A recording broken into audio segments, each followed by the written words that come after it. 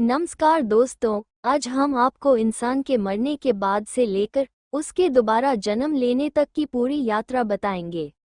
मरने के बाद आत्मा के साथ क्या क्या होता है, कैसे आत्मा यमलोक पहुंचती है और कैसे इंसान को नया जन्म मिलता है, ये सब आज हम आपको गरुड़ पुराण के अनुसार बताएंगे।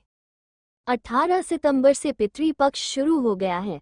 अब 2 अक्टूबर तक पितरों के लिए श्राद्ध, पिंडदान और तर्पण किया जाएगा। घर परिवार के मृत सदस्यों को पितर देव कहते हैं। किसी व्यक्ति के मरने के बाद उसकी आत्मा की शांति के लिए पितृपक्ष में धर्म कर्म किया जाता है।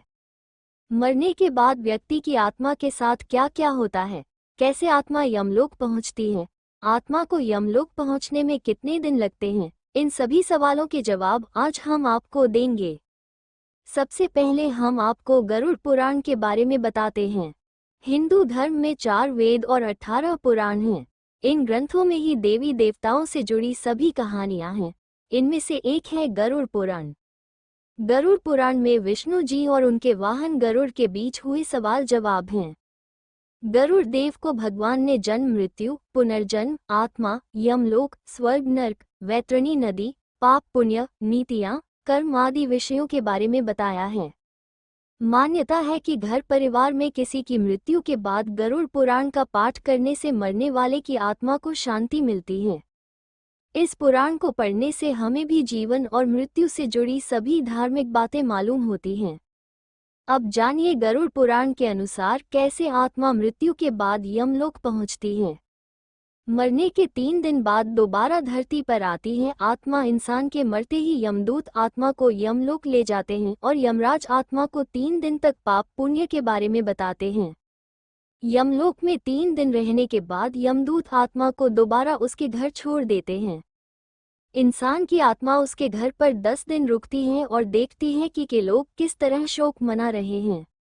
मृत्यु के 13वें दिन घर के लोग जो पिंडदान, श्राद्ध, तर्पण करते हैं उससे आत्मा तृप्त होती है।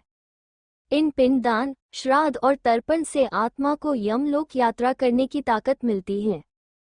13 दिन बाद शुरू होती है आत्मा की यमलोक यात्रा। मरने के 13 दिन बाद आत्मा को अंगूठे के बराबर सूक्ष्म शरीर मिलता है। इस सूक्ष्म शरीर वाली आत्मा को जीव कहा जाता है। ये सूक्ष्म शरीर इसलिए मिलता है ताकि मृत आत्मा अपने पापों की सजा भुगत सके। इस शरीर के साथ मृत आत्मा की यमलोक यात्रा शुरू हो जाती है। यमलोक के रास्ते में अंधेरा रहता है और जीव को आग जैसी गर्म बालू पर चलना पड़ता है। ये जीव भूख प्यास से तड़पता है, इसे खाना पानी नहीं मिलता है। यमदूत जीव को नर्क में मिलने वाली सजा के बारे बताकर डराते हैं। रास्ते में रुकने पर चाबुक मारते हैं। पुण्य आत्माओं को रास्ते में परेशानी नहीं होती। अंधेरे और गर्म रास्ते के बाद जीव को वैतरणी नदी से गुजरना पड़ता है। ये नदी गर्म पानी, खून, मवाद और मांस से भरी होती है। जिस इंसान ने जितने पाप किए उसे नदी पार करने में उतनी ज्यादा परेशानी होती है। रास्ता और नदी पार कर ये जीव 47 दिन में यमलोक पहुंच जाता है। बुरे कर्म करने वाले जीव को वहां से नर्क ले जाते हैं। अच्छे कर्म करने वालों को पितरलोक भेज दिया जाता है।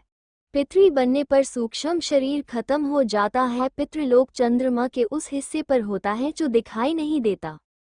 पितृपक्ष पर होने वाले पहले श्राद्ध से जीव पितृ बनता है। पितृ बनने के बाद सूक्ष्म शरीर खत्म हो जाता है। पितृपक्ष पर ये पितर हवा के रूप में धरती पर आते हैं। इन दिनों होने वाले श्राद्ध से पितरों को शक्ति मिलती है। पितृपक्ष खत्म होने पर ये पितर अपने लोक चले जाते हैं। आइए दोस्तों, अब जानते हैं कि कैसे मिलता है आत्मा को नया जन्म। हिंदू धर्म में पुनर्जन्म की मान्यता है। श्री कृष्ण ने श्रीमद् भगवद गीता में आत्मा को अमर बताया है। आत्मा शरीर बदलती रहती है। शास्त्रों में कुल 84 लाख योनियां बताई गई हैं, यानी संसार में इतने प्रकार के प्राणी हैं। अपने कर्मों के हिसाब से आत्मा को 84 लाख योनियों में से होकर गुजरना पड़ता है और अंत में मनुष्य जन्म मिलता है। प्राणी के जैसे कर्म होते हैं, मरने के बाद उसे वैसी ही नई योनि मिलती है। नेक काम करने वाले लोगों की आत्मा को जल्दी ही नया जन्म मिल जाता है। दोस्तों, वीडियो अच्छी लगे तो कमेंट में जरूर बताएं। साथ ही ऐसे वीडियोस के लिए चैनल को लाइक और सब्सक्राइब जरूर करें। धन्यवाद।